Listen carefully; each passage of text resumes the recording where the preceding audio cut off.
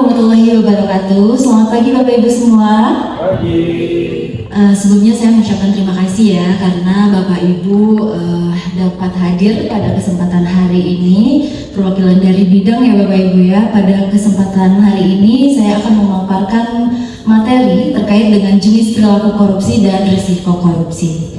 Mengapa hal ini saya anggap penting Bapak Ibu? Karena supaya Bapak Ibu dapat menjaga integritas untuk memastikan pelaksanaan tugas pemerintahan dan pelayanan publik dapat berjalan sesuai dengan prinsip akuntabilitas, transparansi, dan bebas dari KKN. Untuk pengertian korupsi, jika Bapak Ibu lihat di sini ya, tidak ada satu kalimat atau kata pun yang merujuk kepada hal yang positif ya. Bisa kita lihat pada poin A. Korupsi itu adalah sesuatu yang busuk, palsu, kemudian suap, kemudian pada poin B bisa kita lihat di situ buruk, rusak, suka menerima uang, sogok, dan seterusnya. Kemudian pada poin C, sebuah kebijakan, ketidakjujuran, kemudian tidak bermoral. Pada poin D adalah penyuapan, pemalsuan. Pada poin E penyelewengan atau penggelapan uang negara atau perusahaan, dan seterusnya. Jika saya simpulkan ya, bahwa korupsi ini merupakan suatu kebijakan yang tidak bermoral. Next. Kemudian di sini ada jenis-jenis korupsi. Yang pertama ada kerugian keuangan negara, kemudian suap menyuap, penggelapan dalam jabatan, pemerasan, kemudian perbuatan curang, benturan kepentingan dalam pengadaan dan gratifikasi. Next. Ciri-ciri korupsi. Yang pertama dilakukan oleh lebih dari satu orang. Bapak Ibu, berarti artinya seorang koruptor ini adalah seorang pecundang ya, karena dia beraninya itu komplotan, berarti dia melakukannya hanya bisa lebih dari satu orang gitu ya biasanya. Kemudian yang kedua, merahasiakan motif atau ada keuntungan yang diraih. Kemudian yang ketiga, berhubungan dengan kekuasaan atau kewenangan tertentu. Yang keempat, berlindung di balik pembenaran hukum. Selanjutnya, melanggar kaidah kejujuran dan norma hukum dan mengkhianati kepercayaan. Bapak Ibu, ciri-ciri korupsi ini bisa saja tanpa kita sadari ada di sekitar kita ya, atau bahkan Bapak Ibu sendiri pelakunya tanpa disadari. Untuk itu mengapa materi ini sangat penting supaya Bapak Ibu aware mulai dari sekarang untuk memitigasi supaya ciri-ciri korupsi ini tidak berada di sekitar kita, apalagi dalam diri kita begitu ya. Next. Baik, ini penyebab korupsi. Multifaktor ya, bisa dikarenakan penegakan hukum tidak konsisten, kemudian penyalahgunaan kekuasaan atau kewenangan, langkanya lingkungan yang anti korup, rendahnya pendapatan penyelenggara negara, kemudian kemiskinan atau keserakahan, keuntungan korupsi lebih dari kerugian yang ditangkap. Selanjutnya pemberian imbalan jasa dan gagalnya pendidikan agama dan etika. Oke, next. Oke, di sini ada risiko korupsi ya Bapak Ibu. Risiko korupsi bagi ASN secara pribadi ini berdasarkan Undang-Undang Nomor 31 Tahun 1999 junto Undang-Undang 20 Tahun 2001 tentang pemberantasan tindak pidana korupsi. Baik Bapak Ibu, dalam peraturan yang tadi saya sebutkan bahwa seseorang yang telah terbukti dipidana korupsi itu hukumannya adalah seumur hidup ya, dengan pidana penjara paling minimal itu 4 tahun dengan denda hingga ratusan juta. Kemudian sanksi disiplin dan administratif mengacu pada peraturan pemerintah nomor 94 tahun 2021 tentang disiplin PNS. Ini bahwa seorang pegawai negeri sipil yang terbukti melakukan korupsi itu dapat dikenakan sanksi disiplin berat ya. Artinya pegawai tersebut tidak akan mendapatkan hak-hak kepegawaiannya seperti promosi, kemudian naik pangkat, dan tentunya bisa saja hak pensiunnya dapat dicabut. Wah, ini horor juga ya. Makanya Bapak Ibu jangan sampai melakukan hal tersebut. Tentunya juga sanksi lainnya dapat kehilangan reputasi dan integritas, kemudian nama baik pribadi dan keluarga juga menjadi tercemari, sulit diterima dari lingkungan sosial maupun profesional. Oke, next. Selanjutnya, risiko korupsi bagi organisasi atau pemerintah daerah. Yang pertama itu kerugian keuangan negara atau daerah ya. Ini dapat mengakibatkan anggaran menjadi tidak tepat sasaran Bapak Ibu. Kemudian turunnya kinerja pelayanan publik, Tentu saja ya, ini mengakibatkan dana yang seharusnya untuk masyarakat ini tersedot untuk perilaku yang koruptif. Kemudian hilangnya kepercayaan publik. Ya tentu saja masyarakat mana yang akan percaya kepada pemerintah yang bersifat korup ya. Kemudian yang terakhir, kultur birokrasi rusak. Ini berbahaya ya, karena jika ini menjadi sebuah budaya, maka pegawai lain akan mengikuti praktik tidak bersih ini. Oke, next. Risiko korupsi bagi negara dan masyarakat ini akan menghambat pembangunan infrastruktur, kemudian pendidikan dan pelayanan kesehatan akan menjadi tidak optimal, kemudian meningkatkan kemiskinan dan ketimpangan yang mengakibatkan anggaran sosial menjadi berkurang, kemudian merusak citra negara ya. Ini tentunya kredibilitas Indonesia di mata internasional akan menjadi buruk dan ini berpengaruh kepada investasi.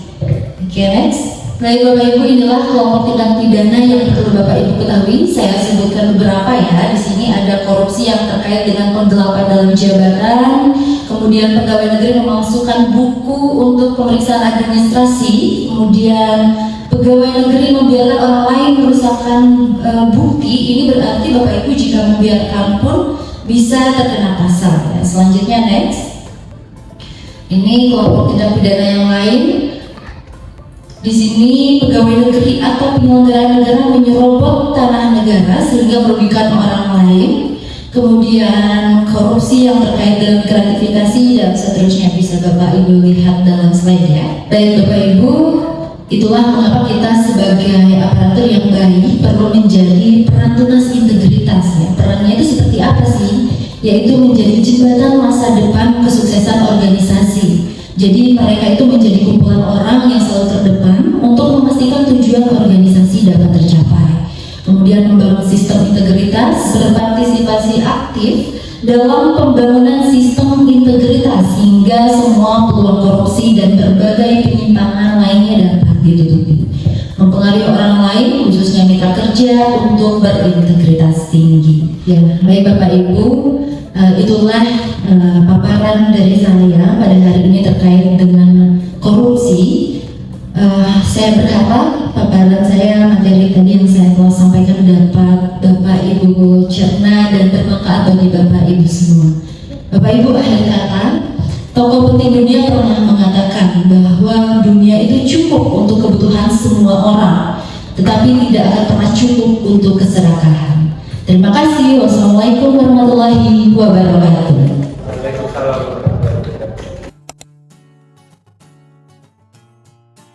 Selamat siang Pak Aski. Siang Bu.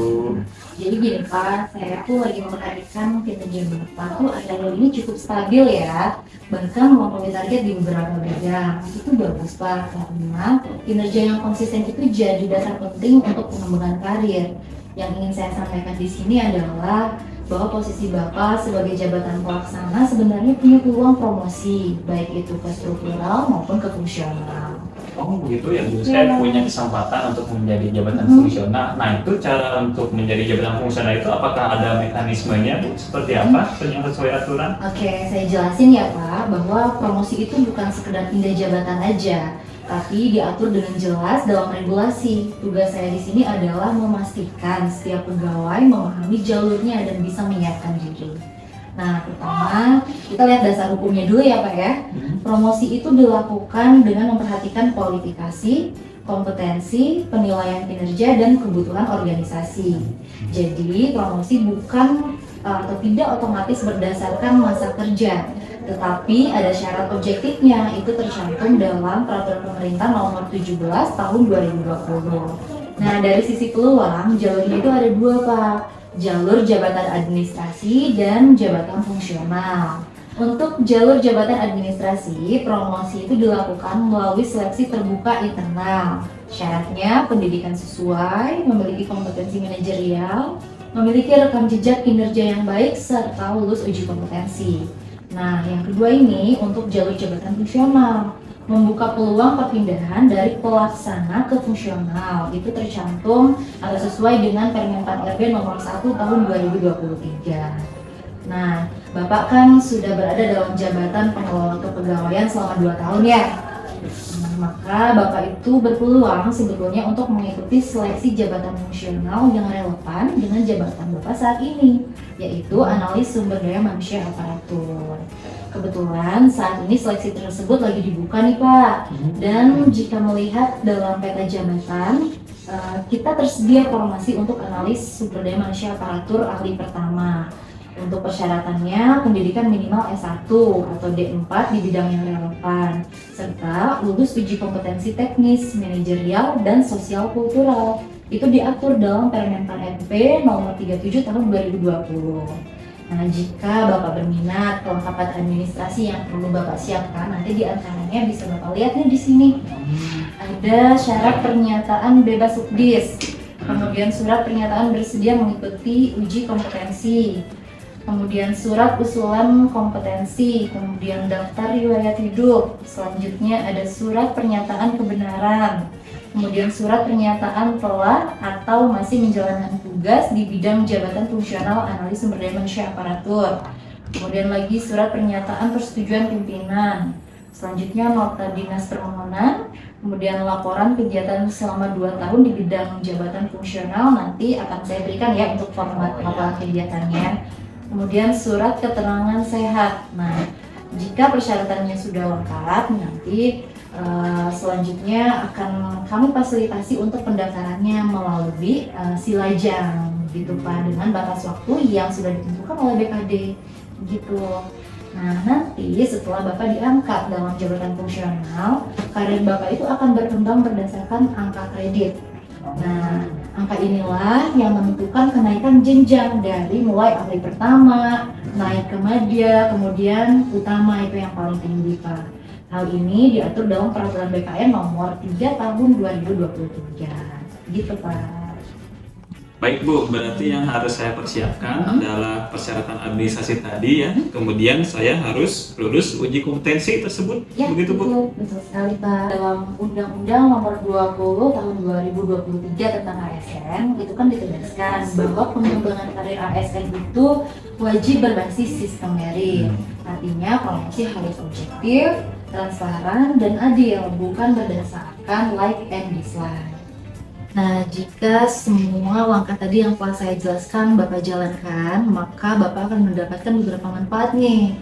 Bapak akan mendapatkan kepastian jenjang karir, kemudian Bapak juga akan mendapatkan peluang untuk kenaikan jenjang jabatan, dan dari sisi organisasi kita juga mendapatkan ASN yang profesional karena promosi dilakukan berbasis sistem merit. Nah, promosi bukan hanya peluang, tapi menjadi hasil nyata.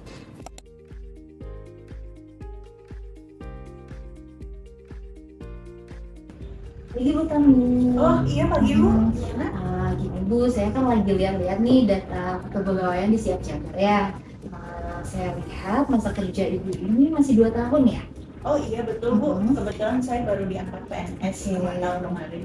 Oke baik, jadi gini Bu, sesuai Undang-Undang Nomor 5 Tahun 2014 tentang ASN dan Peraturan Pemerintah Nomor 11 Tahun 2017 junto Peraturan Pemerintah Nomor 17 Tahun 2020 tentang manajemen PNS, bahwa setiap ASN itu wajib mengembangkan kompetensi paling sedikit 20 jam pelajaran per tahunnya Bu.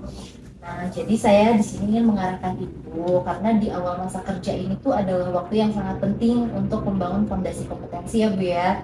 Nah, dalam data Siap Jabar saya juga melihat Ibu belum memiliki sertifikat pengembangan kompetensi selain latsar prajabatan. Apakah memang Ibu belum memiliki atau memang belum mengupload aja ini Bu ke Siap Jabar? Oh iya kebetulan memang saya belum punya sertifikat Bu. Iya. Sertifikat latsar. Oke. Makanya di sini tugas saya adalah memastikan ya supaya Ibu mendapatkan jenis pengembangan kompetensi yang tepat. Serta saya juga akan mencoba menjelaskan prosedur pengajuannya seperti apa. Oke, nanti jadi yang pertama dari sisi jenis pengembangan kompetensi ada beberapa yang bisa segera Ibu ikuti. Yang pertama yaitu diklat teknis dengan bobot minimal 20 jam pelajaran. Misalnya di diklat teknis sesuai bidang kerja Ibu saat ini posisi Ibu kan di bidang perencanaan nih, maka nanti bisa diarahkan untuk mengikuti pelatihan penyusunan Renstra, atau bisa juga mengikuti diklat teknis budaya kerja ASN berakhlak yang dapat diakses melalui Sista Praja. Udah tahu Ibu Sistem Praja? Udah pernah mengakses? Kayaknya pernah dengar, cuma belum pernah buka sama sekali subuh. Oke, gak apa-apa, nanti kalau misalnya untuk cara mengaksesnya nanti akan saya bantu. Nah itu Bu, tadi yang saya jelaskan tentang diklat teknis itu biasanya diselenggarakan oleh BPSDM. Nah, kemudian selanjutnya ada pendidikan non formal melalui seminar, webinar, workshop dengan bobot 3 JP. Nah, Ibu bisa proaktif nanti mengikuti dan mencari informasi terkait seminar, webinar, dan workshop itu yang diadakan baik itu oleh pemerintah provinsi maupun pemerintah pusat. Tapi biasanya kami juga suka aktif sih memberikan informasi-informasi terkait pendidikan non formal itu di WA grup dinas kita. Nanti Ibu bisa ini aja ya Bu, pantau-pantau. Nah, selanjutnya yang ketiga ada penguatan manajerial dasar Bu. Jadi walaupun memang belum waktunya ikut diklat kepemimpinan, tapi Ibu bisa diarahkan untuk pelatihan kepemimpinan dasar atau manajemen tim kecil. Dan yang tidak boleh dilupakan adalah coaching dan mentoring dari pejabat atau pegawai senior di unit kerja Bu. Jadi Ibu nanti bisa sambil santai-santai gitu ya menggali ilmu dan pengalaman dari pegawai yang sudah senior atau dari pejabat yang sudah senior di unit kerja Ibu. Nah, gitu Bu. Oke, kalau begitu untuk langkah-langkah dan teknis pengajuan mengikuti pelatihan ini seperti apa ya Bu? Oke, jadi urutannya begini Bu. Nanti pertama ada identifikasi kebutuhan guru. Saya akan membantu memetakan kebutuhan kompetensi para pegawai melalui hasil penilaian kinerja. Selanjutnya ada pengajuan usulan. Nah, usulan atau diklat pelatihan diajukan mulai atasan langsung. Juga verifikasi oleh BPSDM. Jadi BPSDM nanti akan memeriksa kesesuaian usulan dengan rencana pengembangan kompetensi ASN Pemprov Jabar. Yang keempat yaitu penetapan dan surat tugas. Jika disetujui nanti Ibu akan menerima surat tugas resmi mengikuti pelatihan. Dan yang terakhir itu adalah pelaksanaan dan pencatatan hasil. Jadi kalau Ibu setelah selesai melaksanakan diklat atau pendidikan non formal itu nanti akan mendapatkan sertifikat yang bisa diupload di Siap Jabar sehingga nanti berpengaruh kepada nilai IPASN Ibu dan bertambahnya jam pelajaran Ibu. Siap Ibu, terima kasih ya Bu Iya.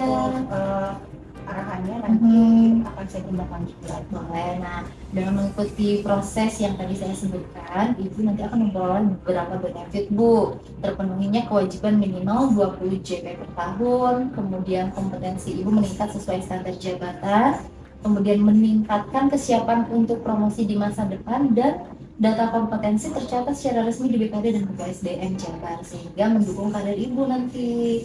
Gitu. Jadi segera koordinasikan dengan atasan langsung ya Bu supaya membantu menyiapkan usulan pengembangan kompetensi melalui sistem RES. Baik, siap Bu, saya akan langsung koordinasikan dengan atasan langsung saya. Oke.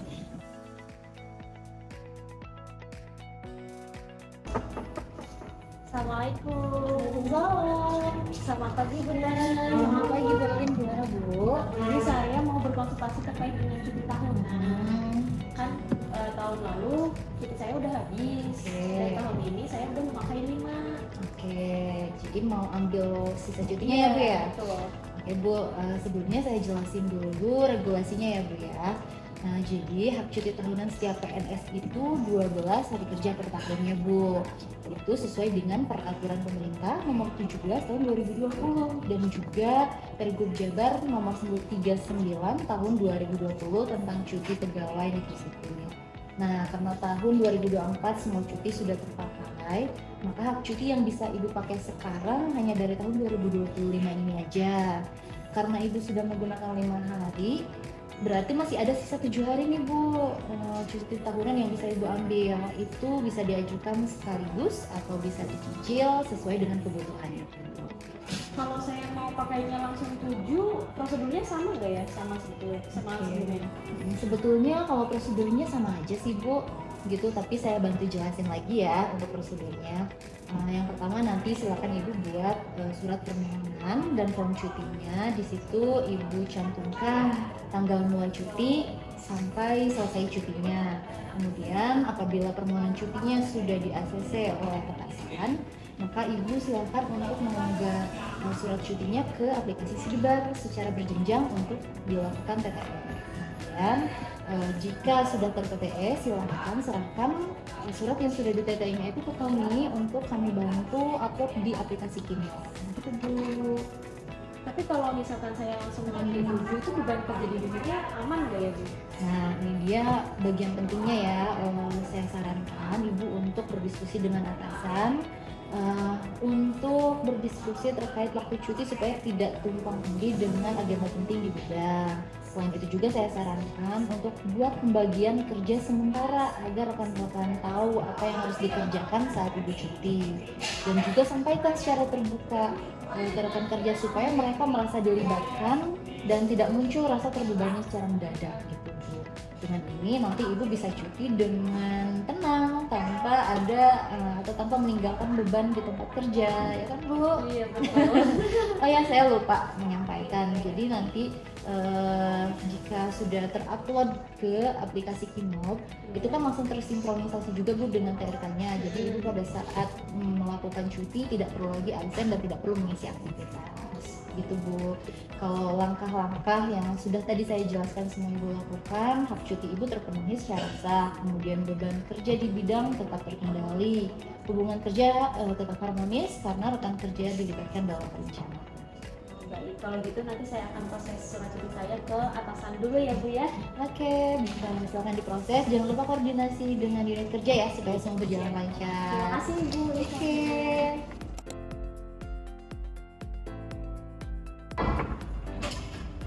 Selamat pagi Bu.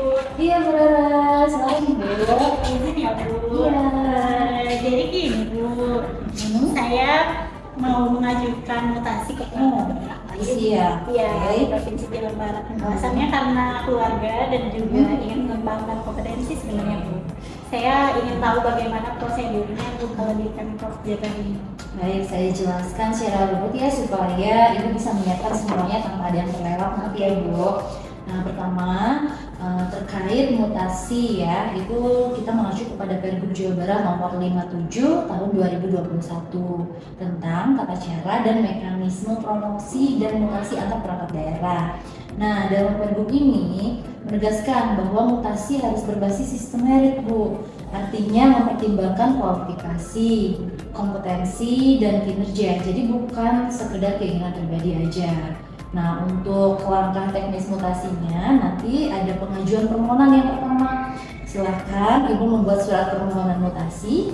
Nanti untuk formatnya akan saya berikan ya Bu ya. Nah, si surat permohonan mutasi ini ditujukan kepada Gubernur Jawa Barat melalui Kepala Perangkat Daerah asal untuk diteruskan ke BKD Provinsi. Kemudian surat permohonan ini dilampiri oleh beberapa dokumen. Ibu bisa lihat di sini kelengkapan dokumen lampirannya, ada fotokopi SKCPNS, kemudian fotokopi SKPNS dan SK pangkat terakhir, kemudian fotokopi SK jabatan terakhir, daftar riwayat hidup singkat, penilaian kinerja 2 tahun terakhir, surat pernyataan tidak sedang menjalani hukuman disiplin, selanjutnya surat pernyataan tidak sedang terikat tugas belajar dan atau ikatan dinas, kemudian surat keterangan bebas temuan dari inspektorat dan rekomendasi dari pimpinan perangkat daerah asal. Nah, kalau saya lihat ya berdasarkan data, sepertinya Ibu sudah memenuhi dari segi persyaratan administrasinya ya Bu, karena saya lihat selama 2 tahun terakhir ini nilai SKP Ibu cukup baik. Kemudian juga Ibu tidak sedang menjalani hukuman disiplin, tidak sedang terikat juga tugas belajar atau ikatan dinas, dan juga Ibu sepertinya bebas temuan dari inspektorat. Nah, kemudian itu tadi langkah pertama Bu. Yang kedua, penerimaan dan verifikasi dokumen oleh BKD. Jadi BKD nanti melakukan pemeriksaan, kelengkapan dan kesesuaian dokumen yang tadi Ibu kirimkan. Jika ada kekurangan, biasanya akan diberi kesempatan untuk melengkapi dan memperbaiki. Kemudian tahap ketiga itu tahap asesmen. Nah, pada tahap ini Ibu nanti akan dipanggil untuk melaksanakan asesmen. Tahapannya ada tes tulis, kemudian tes psikometrik jika ada, dan kemudian wawancara kompetensi. Kemudian hasil asesmen ini akan digunakan BKD untuk menilai apakah Ibu sesuai atau tidak dengan formasi yang ada di instansi tujuan atau tidak. Kemudian yang keempat, rekomendasi oleh BKD. Nah, di tim BKD akan menyusun dan mempertimbangkan apakah hasil asesmen sesuai dengan formasi di dinas pijak atau enggak. Jika sesuai, maka rekomendasi dapat dimutasi nanti diberikan kepada ibu. Nah, untuk tahap yang kelima yaitu persetujuan pejabat pembina kepegawaian atau PPK. PPK di instansi asal ibu menyetujui pelepasan, kemudian PPK di instansi tujuan menyetujui penerimaan. Kemudian yang terakhir yaitu penetapan SK mutasi. Dalam hal ini Gubernur Jawa Barat sebagai PPK nanti menetapkan SK mutasi ya Bu ya. Setelah SK keluar, secara resmi ibu pindah ke perangkat daerah tujuan dan PKD akan mencatat perubahan data kepegawaian. Nah, kemudian Bu, selain dokumen dan tes yang tadi saya jelaskan, penting juga ibu untuk menyiapkan komunikasi yang baik. Jadi saya sarankan ibu menginformasikan niat mutasi ini kepada atasan secara terbuka dan profesional. Kemudian pastikan juga tidak meninggalkan pekerjaan dengan masalah ya Bu ya. Dan juga bangun relasi yang baik di instansi tujuan, karena mutasi itu tidak hanya soal administrasi tapi juga soal kepercayaan dan kolaborasi. Kalau semua langkah-langkah tadi yang saya jelaskan itu ibu lalui atau ibu tempuh, maka ibu akan mendapatkan SK mutasi yang sah dan resmi. Kemudian proses berjalan transparan dan sesuai dengan sistem merit, dan juga karir ibu berlanjut dengan baik tanpa menunggu hubungan kerja di instansi asal. Gitu Bu. Oke, makasih ya Bu penjelasannya. Lalu saya akan melengkapi dokumen-dokumen dulu, kemudian bagaimana proses asesmennya dan tahapan-tahapan sampai SK. Oke. Terima kasih. Terima kasih.